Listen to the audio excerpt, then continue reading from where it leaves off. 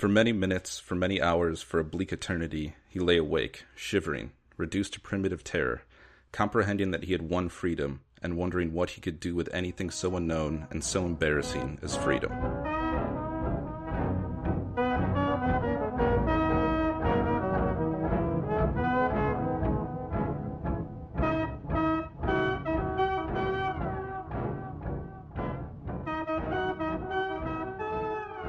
Greetings and salutations. This is Nathan. Ahoy, this is David. Hey, this is Nick, and welcome to the B.O.S. podcast, where today we're talking about Sinclair Lewis's Babbitt, which is a 1920s send-up of consumerist culture, which at the time was sort of in its newer stages, and now we're talking about how it holds up, nearly 100 years later. So, Nathan, here's the question. Does this book hold up?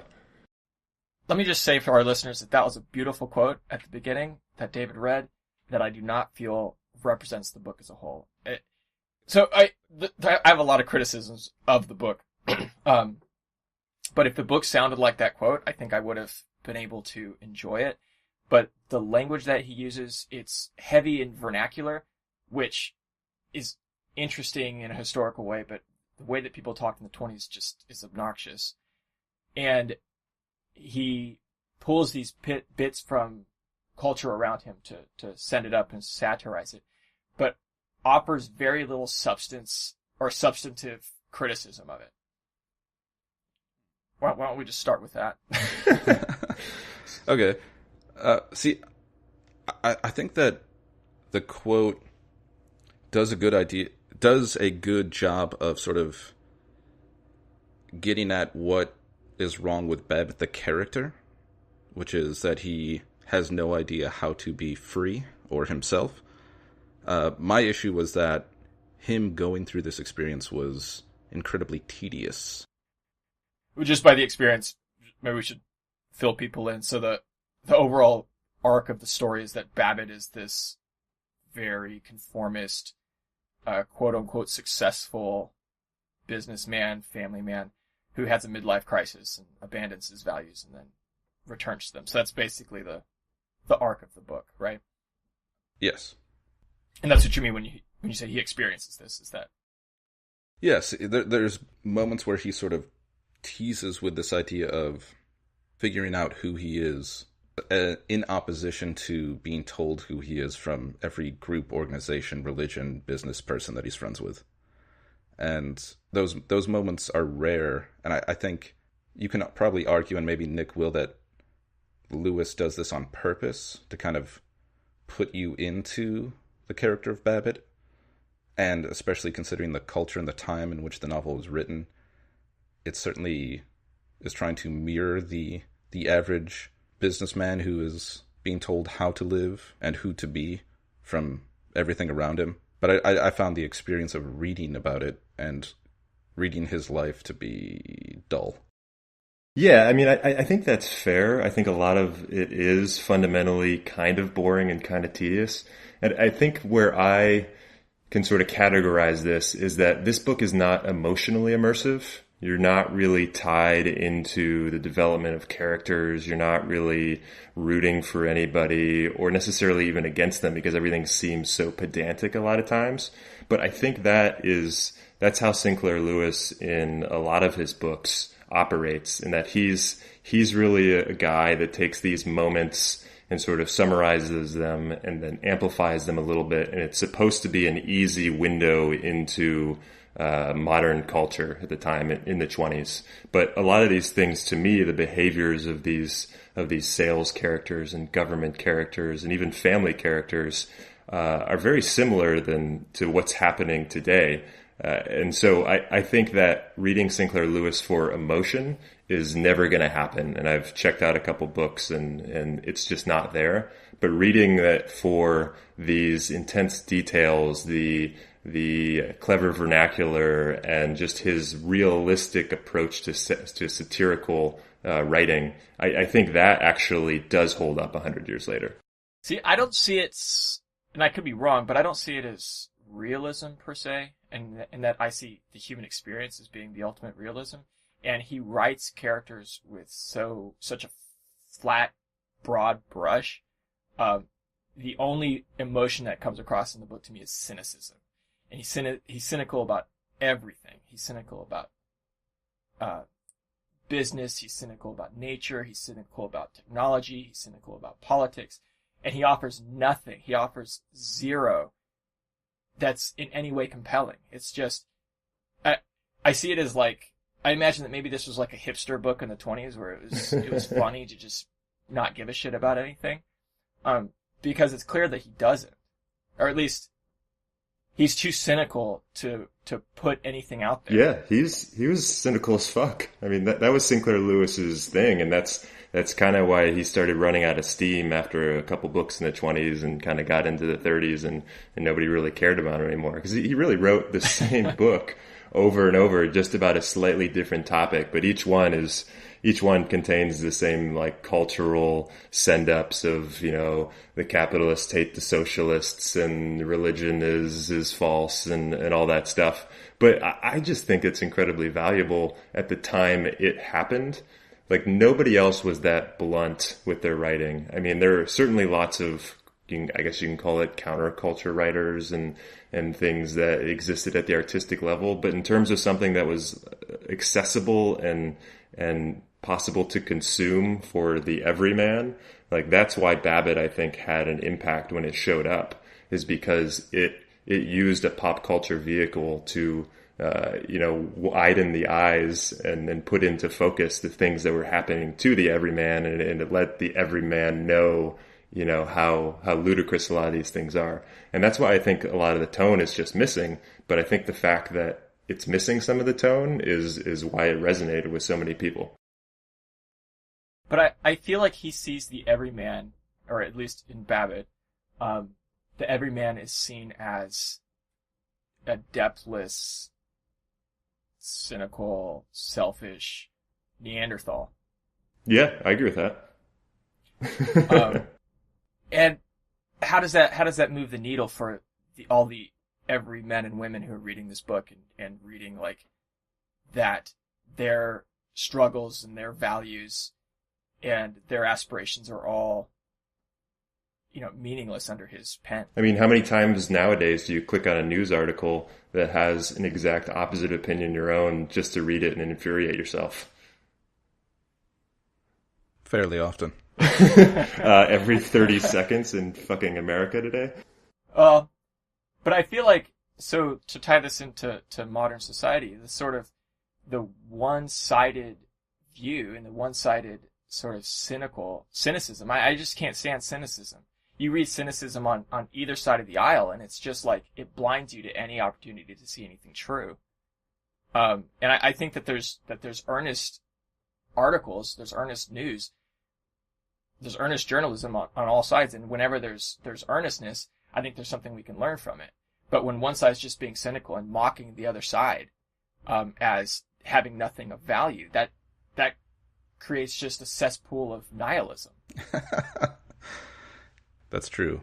And I think maybe if we want to give Lewis credit, although Nick, you already said that most of his books go in this direction, the only thing I could think of is that cynicism is the problem, right? And maybe that's part of what the book points out to people, is that Babbitt is cynical in the fact that he's, you know, he's only looking out for himself, and his views on the world have to be cynical because they have to fit the time. He has to be expedient at all costs. But I don't know if I buy that, honestly. I still just think there's something valuable to being called out about your own views. And there's certainly a level at which, you know, the cynicism contributes to a cesspool of nihilism, to quote Nathan. Which is not something I would have deduced from reading Sinclair Lewis before, so I appreciate that. But, you know, being called out for your own hypocrisy is in my opinion, an agent of change. And I think if you exist in a culture where absolutely nobody is doing that, and then somebody comes out and does that full-blown, full speed ahead, like, that is a cultural thing. And I think that's my argument for Babbitt, is I don't feel that this is a literary work. And I feel like Sinclair Lewis, in my head before I started reading any of his stuff, I thought was, a top tier literary guy. And now I just understand that he hit just a cultural hotspot. And I think that hotspot just still hasn't gone away. And I think the consumerism and the flipping of ideals and the just chasing what is in fashion, I think those are things that have existed from the second Babbitt was published up until today. And so that's how I appreciate this book. Now, do I give a shit about Babbitt as a character or really any of like the flat people around him? Not really. But I will say that of his cynical books, this was one of the few books that actually had a positive moment of change at the end. And I kind of want to talk about that, is if this is truly a cesspool of nihilism, why did Sinclair Lewis at the end have Babbitt kind of take a half step back in the opposite direction? Well, to go against Nathan, I don't think it is a cesspool of nihilism. I think it's a cesspool of self-interest, and the ending is a variation on that theme of self-interest. Only it's self-interest, only self-interest, without the fear of not fitting in. You're talking about the literal last line of him talking to his son? Yeah, about how he decides to side with his son, who, after entering into a reckless early marriage, instead of just jumping on the bandwagon and opposing his son, just being like, well, fuck it, I've never done anything in my entire life that I liked. Let's do this together. Go for it. That's assuming you believe him as well. Do you really believe he never did anything he wanted to? Yeah, I believe that statement. I mean, how do you know what he wanted to do, though? I think that's part of the problem with the novel, is you never really know what Babbitt wanted besides to fuck a fairy girl that he dreams about. I mean, other than that, there's no... about that fairy girl. Yeah, there's no real motivation to him. Yeah, but yeah, I feel like it's maybe not as overpronounced as some of like the heavy satirical elements, but I think a theme here is Babbitt really went through his life making what he thought was a good decision at each point, and then got further down the road and realized that he kind of hated it. So he tried to make the next correct decision, and he kind of hated it. And I think that also exists today. I mean, like, how much are people talking about education and everything, and you go to college and you take out your loans and you make the right decision to get a degree, and then you get your next degree and you take out more loans and you start working a job, and then you realize 15 years later that you're totally fucked. And I think Babbitt started out and went to college and married the first girl that ever talked to him, and then got a job and, tried to pursue anything that offered him any level of distinction, whether it was in politics or the local men's clubs or things of that nature. And he realized that none of this ever fulfilled him. So I actually do sympathize with him a little bit when he just says, I've never really pursued anything that made me happy. There's a great quote that I'm trying to find about conformity and about how American conformity is different than aristocratic conformity, but it's worse. Do you remember that? No. It was late in the book, and I was like, okay, finally, you got the point. You're talking about when he's with that dude in Chicago getting drunk? It's probably around there, but it was kind of like, it kind of read like Sinclair Lewis sort of breaking the fourth wall. Okay. So what are you tying this to? What Nick was just talking about how he didn't know, he never had a will of his own because the pressure to conform in modern American society was so strong that it kind of just puts you down this road. Yeah. I mean, there's a lot of those. There's the one...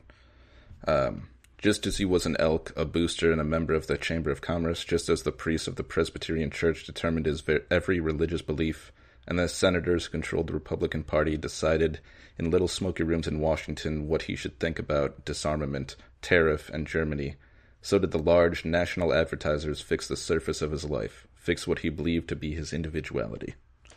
And there's a ton of that early in the book where you kind of... anything that he has an opinion about comes from the newspaper. Yeah. And it's hard for me to sympathize with someone who seems to have a level of intelligence and refuses to use it. Pity is closer to what I feel towards Babbitt. And I guess maybe that pity is because even though he never got to do anything he liked, the real problem is that he never even got to know what he liked, or he never learned or tried to investigate what he actually likes about the world and wants to do. Yeah, and isn't that kind of a critique to, and maybe this is too simplified, but the capitalist consumerist machine, right? Like, you don't have time to do the appreciation of things. You don't have time to be the poet, to be the Paul. I guess that's the character in the novel, because you're too much forced into these categories and these paths that you immediately have to start working on. You have to go to college. You have to get a job. You have to get a family. You have to get a car. You have to upgrade your shitty garage because it looks gross. I think that's also a chunk of what Sinclair Lewis is railing on, which is just it's also structured that there's no time for the individual to exist. So he uses Babbitt as a complete lack of an individual. He's just a combination of the things around him. And that's why it's so sad and easy to have pity on him. I think that view is a little naive and a little also... it's true, but there are other characters that have more individuality that Babbitt sort of shrugs off. And I think it's more about that individuality is lost when and if, and most likely you are going to be trying to fit into a very little sort of subculture here. This sort of suburban life, I guess, is what this is, It's interesting because there are characters in the book who break with that mode. Yeah. His neighbors who are always partying and driving their cars fast, and he makes fun of them at the beginning of the book. Like, they're having a good time in the same, capitalist system.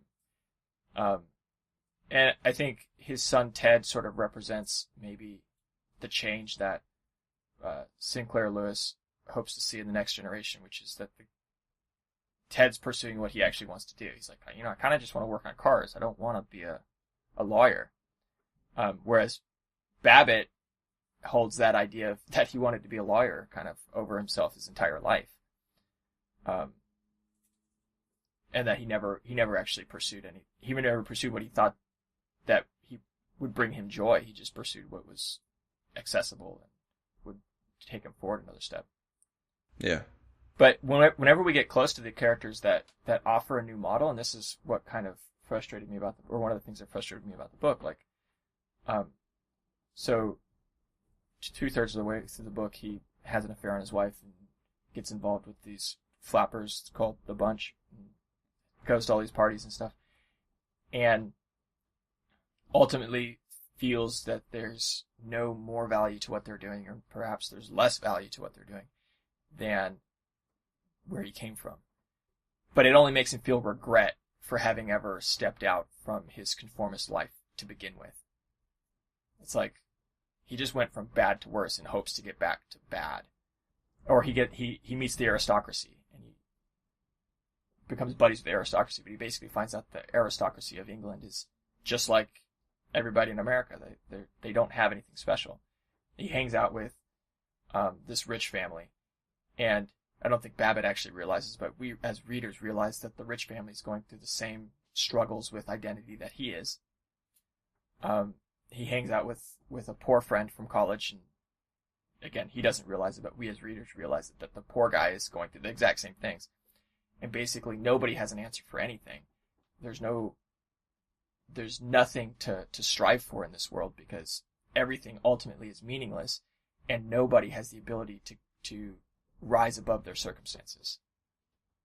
Yeah, I buy that. Yeah, I think that's filtering through Babbitt, right? Who, if you belong to a group, that group defines you, and that's who you are. So I'm going to define you by how the group behavior is. But I guess from Lewis, or from the narrator or the author's perspective, because, for instance, in interacting with the wealthy family and the poor family, Babbitt has a very different perspective on it than the reader does. Yeah. And that Babbitt he's like, oh, the rich people have it all together. But Lewis makes it clear that they don't, that they're striving and struggling in the same way. And then Babbitt hangs out with the poor family. He's like, oh, he basically behaves the same way towards the poor guy that as the rich guy behaved towards him. Yeah. And he doesn't see any perspective around this. But Lewis gives us that perspective. Where it's like, everybody's in the same boat of meaningless struggle towards nothing. Yeah, like don't you think that's kind of poetic? I mean, his general sentences and his plot lines and his emotional development to me is not poetic. But like that whole summary, A, I totally agree with you, and B, that's the appeal to me, is that he's offering these individual perspectives that all add up to this fairly cynical worldview, and he's using Babbitt as like the absolute optimal suburban consumerist, hollow, has never had a chance to think for himself type of character. And he's showing how he's stuck, but how also everyone else is stuck, but how the different classes and the different social levels interact with each other. And I don't know, I just like that. I think there are moments where all of those behaviors and their opinions and things are still things that we talk about in the U.S. today. And just to be able to predict that, and how sticky and how fierce some of these interclass engagements are, I don't know, I think that gives a fucking thumbs up for Lewis. I think he did a good job with that. I mean, I guess that he perceived that was happening, thumbs up for that, but that he doesn't see any spiritual or metaphysical significance to any of this. It's like, I feel like Sinclair Lewis just seems like kind of a shallow person who stumbled upon a big idea, and that just threw him into a black hole. That I think the artist has the role not just of like shining a light in the corner to show the cockroaches, but like to show where the light's coming from. He's kind of the smarmy kid in the back of the class who's like a little too smart, but not smart enough to really figure anything else out, you know? Exactly. It's like exactly. Calling people on their bullshit, but really offers nothing else.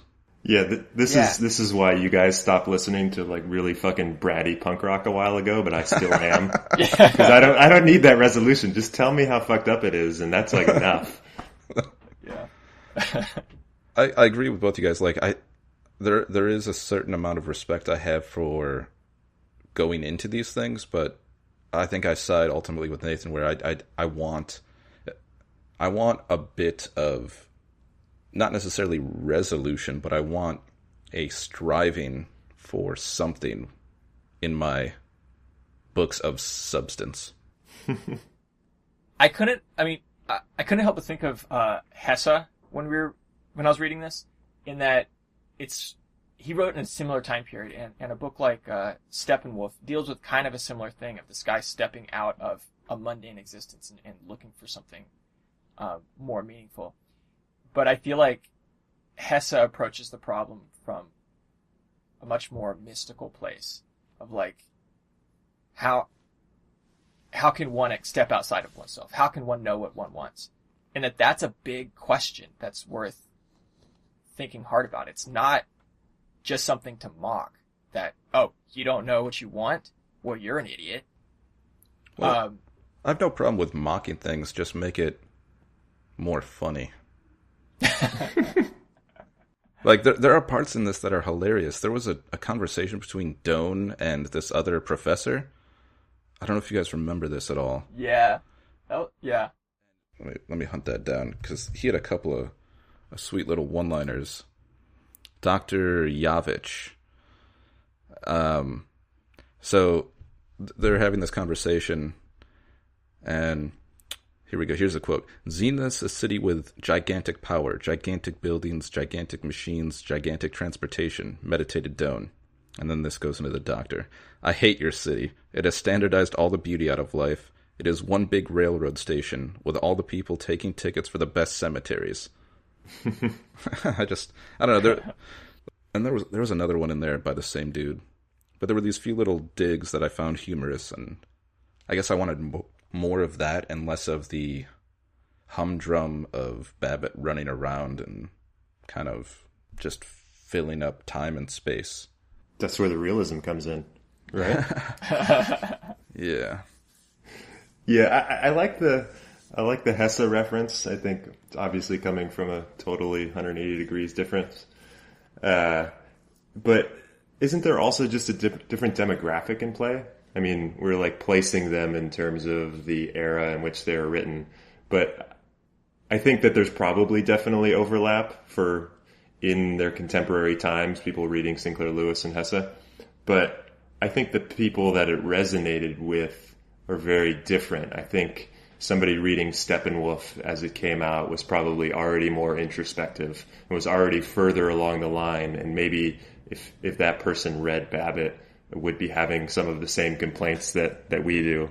But at the same time, maybe Babbitt is a transition drug to get into Steppenwolf for people of that contemporary era. You know, like if you don't know that these problems exist, or if nobody's really explained it to you and you're really just filling your suburban house with the same mass manufactured furniture, and you know you're still aiming to get the next level up car, maybe you're not ready for a Steppenwolf. So maybe this is a transitionary book. And so I don't know, I kind of view it from that as it's hard for me to really discredit Babbitt as a whole when I just think it has a very useful social spot and a very much a tool when it showed up back in the day. So as far as like counterculture goes, Babbitt's like a cigarette and Hesse's like LSD? Babbitt is like a vape, which is super accessible. And then, I like that. I think, you're not going to get there unless you have something that at least rips the Band-Aid off. And maybe that isn't as graceful and it's not as memorable and it doesn't stimulate you in the same way as something very, very thoughtful and very, very introspective. But I think it's related, and I think it's potentially a path. But what about today, though? I mean, I think that's true for at the time, but I'm not sure how well this book has aged. Yeah, I kind of think of it as I have never picked up any of these books, although I did get dragged to a movie once. But what's I already forgot it. What's the dystopian novel that everybody's into? Hunger Games? Hunger Games, there it is. Which I sort of dislike because of every single person that tells me I'm supposed to read the Hunger Games, sort of like the Da Vinci Code of 10 years ago. The book kind of sucks. Of course, it's written for 14-year-olds to be easily accessible, but like it's essentially the same as Warped Tour, right? Like you need punk rock bands to be showing up in the fucking parking lot of your local football stadium and playing you total bullshit songs for you to realize that there's a next level to get to. And so, like, is the Hunger Games going to age well? No, it's not, but it opened up a lot of people's eyes, I think. So this is the Hunger Games of the 20s, is what you're telling me. Yes, that's what I agree with. Man, 20s were sad. Yeah. The Hunger Games were quite civil, though, back then, I guess. It's true. Although, the only thing I know about the Hunger Games is that people fight to the death? Is that... I don't know shit about those. Sorry. Children. Yeah. Children. I actually liked the movie, to be honest. It's class struggle, man. Yeah. I mean, I like the idea of children fighting to the death. It's my favorite genre. Yeah. Battle Royale, man. That was the first. Sorry to take this low art from 100 years ago and compare it to low art from the current times. I realize we're losing all fucking credibility. No, man. We're speaking to the people. So if you like Band-Aids, cigarettes, and Hunger Games, Babbitt is the novel for you. If you had access to time travel. Yeah. Yeah, I don't know. I love, like, the parents are complaining how kids are these days 100 years ago, and they're complaining about how immigrants are ruining everything, but the immigrants that we consider now are totally different than what the immigrants were 100 years ago. And so like these things just cycle, and you're like, is America any different? And no, and I even argued in the last couple of months, maybe it's a step closer to the America of old, where these things are even more cemented. So, yeah. I mean, we still hate socialists, so that's good. That's true. We still got to get people back to work. Yeah. Yeah, that's... I don't know where Sinclair Lewis's socialist phase lines up, but he's always just got really blatant knocks of people who are anti-socialist, and I also think that's valid, because it was, it's before McCarthyism, but socialism always just got an absolute bad rap, and, the world wars didn't help anything. But, but like, I don't know, somebody's got to be throwing that dart and making that jab, so I appreciate that. Yeah, it's funny, I kind of felt like, even though he never quite stands up for socialism in this book, I feel like he's trolling capitalism the whole time. Like, he's not actually saying what he believes in or what he would like the future to be. He's just trolling everybody else. Yeah, these are proto YouTube comments. Yeah, exactly. Yeah, it's like, well, what's your answer? What would you like to see? The socialists are not bad characters. They're not totally, they're not. I don't think they're satirized the same way as everybody else is. Well, it's hard to say because they don't really get much page time outside of Babbitt and his friends talking about possibly beating them with bats. Yeah. Yeah. Yeah, that was the one thing that I actually had maybe a question on, is all of Babbitt's other excursions to me seemed really obvious, including his attempt at being an orator and a foray into the flapper lifestyle with the bunch. But why did he feel the need to flip so completely politically? I mean, I understand that he doesn't really believe in anything and he just follows the next shiny penny that comes along. But I kind of want to explore that. Like, that was really a big move against everything and everyone in his local community and his local groups of business and stuff. So, why do you guys think that he latched on so much to I guess, partnering with the socialist side for a very brief moment? That's a tricky question, because I don't think there was much of a reason outside of wanting to break from his life in some way. Because you never got the idea that he believed anything, as you said. I think part of it had to do with his one good friend, Paul, going to prison and his life becoming monotonous, and he just wanted to jazz it up, as far as I can tell. Because there's no deep investigation into his motive or psyche or anything. It's just all of a sudden he's tired of people telling him what to do, and the easiest way to confront that is to just run the opposite direction. Yeah, no, I agree with that. I think to add on to that idea is that I think he's a guy that once he says something, regardless of the thing that he says or the initial thought or something, he has to dig in his heels to show how strongly he believes it, which is a front to the fact that he absolutely has nothing under the hood. So regardless of how illogical or contradictory the statement or action is, he then has to show to everyone how confident he is in that statement or action.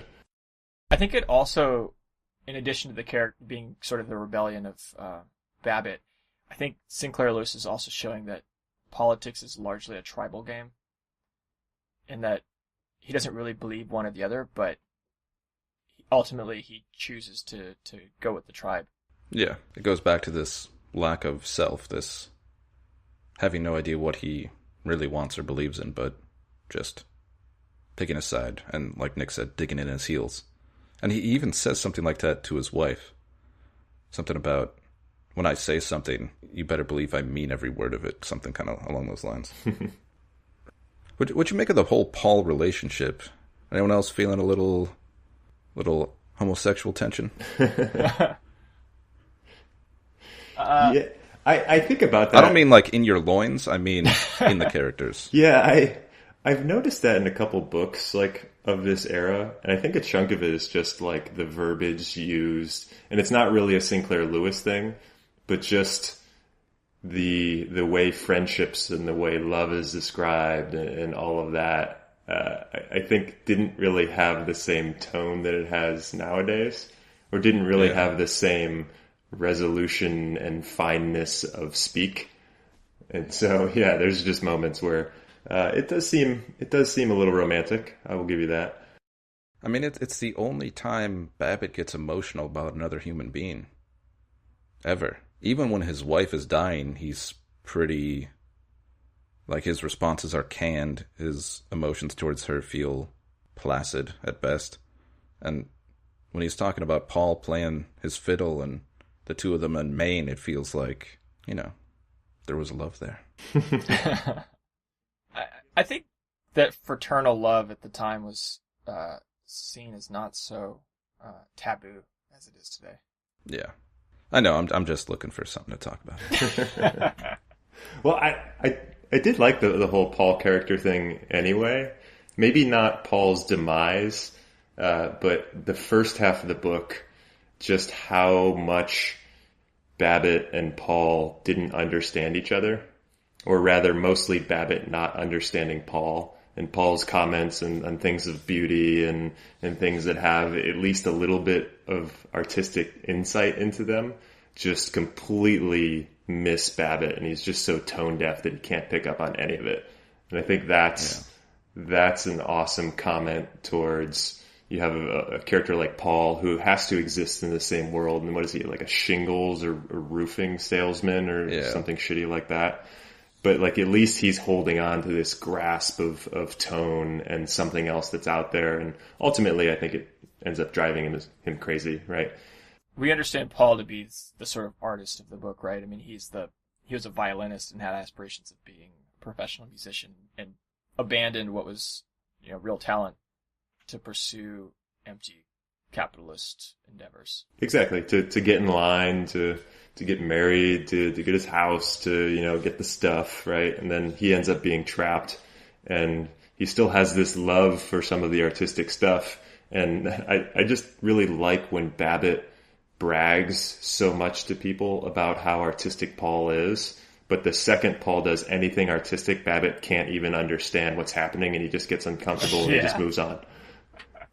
You're like, So, like, I don't know, those interactions, I think, those at least made me laugh. I was like, yeah, I totally have some of these myself. Yeah, their dialogues were some of the best interactions in the book between characters. I think their dialogues on their dissatisfaction with existence, and again, like you said, the moment it starts to get too heady or too serious, Babbitt changes the subject or talks about how playful they're being, or he avoids going too deep into it. And I think, I don't know what to make of Paul's downfall, because... Can we describe Paul's downfall just a little bit? Yeah. So that Paul's downfall is kind of the big climax of the book, basically. He is this dissatisfied friend of Babbitt through the first half of the book, and then early in the second half of the book shoots his wife. Doesn't kill her, but ends up going to prison, and is the catalyst for Babbitt spiraling off into his forays into flappers and mistresses and leftist politics and all this crazy stuff. But I knew that this was coming, so I was kind of waiting for it the whole first half of the book. And then it happened, and I was disappointed that that was basically the end of the Paul character. Because I thought that Paul was going to be more instrumental in helping Babbitt see some sort of light or truth, but Babbitt kind of, I think, abandons Paul, doesn't he? Once Paul goes to prison, and I guess Paul kind of shrinks from Babbitt too. They basically lose their friendship after that. Yeah, I think Paul is both a tool of the novel and a tool for Babbitt himself. And he's basically this element that keeps Babbitt complacent, because even though he's got all of this other stuff swirling around, he's got this beautiful memory of a simpler time and his artsy friend and the things that they used to do together. And it was all kind of a facade and probably inflated and made up to start with, but he still had it.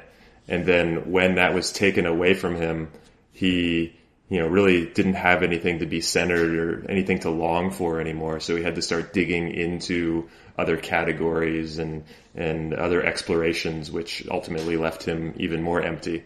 But I kind of view Paul as just this thing that actually helped Babbitt because it gave him something. And the second that's ripped away, both the book and Babbitt just sort of shudder away. It's like Paul wasn't important because he was a friend of Babbitt, but he was like ballast on his boat. And then once that ballast was taken away, then his boat was way off keel. Yeah. I mean, was that really... Sorry, I'm laughing because Nathan lives on a boat, and I don't, and I have no idea what you're talking about. Well, see, on a boat, you have weight on all sides of the boat, so it has to be balanced. And if the weight's not balanced, then the boat will list to one side or the other. And I actually have a bunch of lead in the hull of the boat on one side because all my appliances are on the other side. So maybe Paul was like that lead at the bottom of the boat, and then when he went to prison, all the lead was taken out of the boat, and suddenly all the appliances that Babbitt had acquired pulled the boat to one side, and he saw how unbalanced his life was, and so he tried to quickly jettison all those appliances to upright his boat again. Thank you for completing that metaphor. It's sort of like sand in the back of your pickup truck when it's snowing in order to get traction, but take away the sand, you lose the traction, and you just spin out and you're completely helpless. Ah, that's what that's for. Any other regional metaphors we can include? Yeah, I question whether their friendship was actually real to Paul. I know it wasn't really real to Babbitt. I think it was just a thing that he needed, that he could brag about, that made him more filled out versus people at the Boosters Club and his other businessmen who weren't as refined as him and stuff like that. So I think as soon as that's ripped away, actually, does provide a useful catalyst to the novel, but, ultimately reveals kind of just another depth of another layer of hollowness, and and then you get the eventual implosion, just like Sinclair Lewis himself, I guess. Yeah. Once you write nihilism to its end and you find nothing left, you got to start drinking. Yeah. Well, that about wraps it up. See you guys at the bar? Yeah, I will be wallowing in this swamp of nihilism.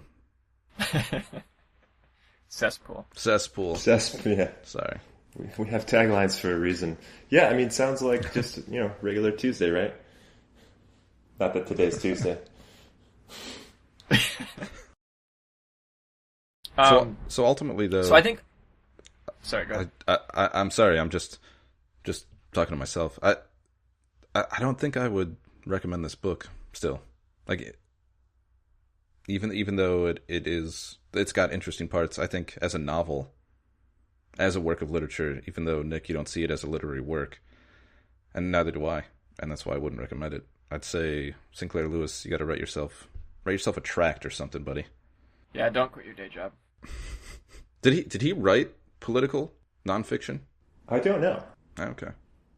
I mean, he definitely just churned out book after book of fiction for about, I think, like 20 years. I think he was on like a 2 or 3 year book cycle.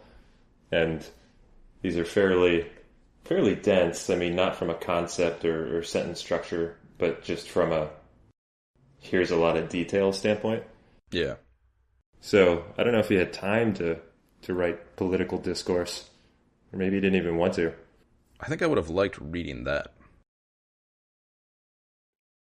Because I imagine it would be short and pithy and interesting. Maybe. It actually showed what he believed in, if anything. Yeah. Yeah. I'm still into it. I think I ultimately think there's value in exposing some of these things, both to the society that would have read this when it came out, and to current society, which can see some of the same patterns and understand that as as humans operating within this country, we still have some of the exact same problems. And a lot of that is tied back to lack of individual thought and lack of introspection and things like that. So I think it's a little bit of a lesson. I do think it is a blunt force lesson. I don't think it has a lot of emotional depth.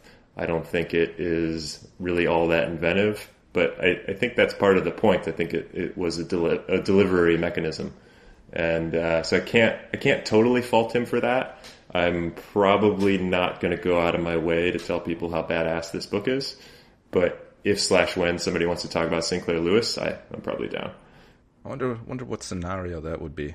Dude, Sinclair Lewis right now is super topical. The whole "it can't happen" theory thing. Actually. Yeah, I mean that book is supposedly like sold out on Amazon because of how accurately it predicted the whole Trump nonsense. So, but yeah, I think like on the legs of that book, Sinclair Lewis has definitely like been thrust back into the current light.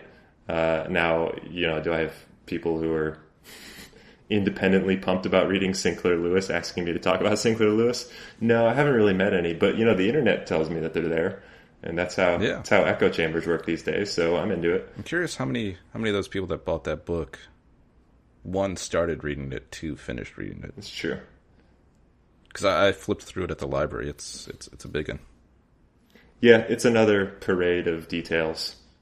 Yeah, that's for sure. So, what substance, if any, do you find in this book, Nathan? I mean, ultimately, I would say that it does not pass muster for a book of substance. Where it is interesting is kind of what we've talked about as a historical relic. It is. I agree with Nick. It's interesting to read that a lot of the same patterns that exist in thought today existed 100 years ago. But as a novel, I don't think that it lives up to our book of substance standards. This is great. I feel like this was an emotional letdown for you guys. Which was? This book, talking about this book. that we read it. Like, God.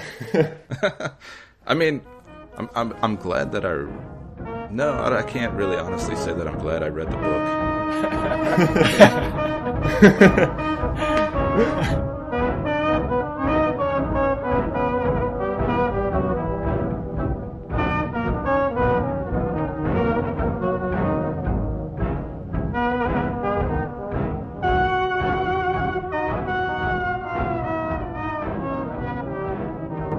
So thanks for listening, and tune in to the different B.O.S. channels for our announcement of what we're reading next. You can find us on Facebook. You can find us on Twitter at booksofsubstance, and then our main website at www.booksofsubstance.com. And now for some shameless self-promotion. Remember to check out Nick's novel Power Volume. You can find it on Amazon or on the Books of Some Substance website. And also, David just published a short story in the Tahoma Literary Review called I Wrote This Story for the Girl Lorelei Hayes. Be sure to check that out, too. We'll have links in the podcast. We'll have links in the podcast summary, so you can check those out. Cool. We'll have links in the podcast summary for your convenience. Where are the links going to be? Wait, there's links? They're in the podcast summary.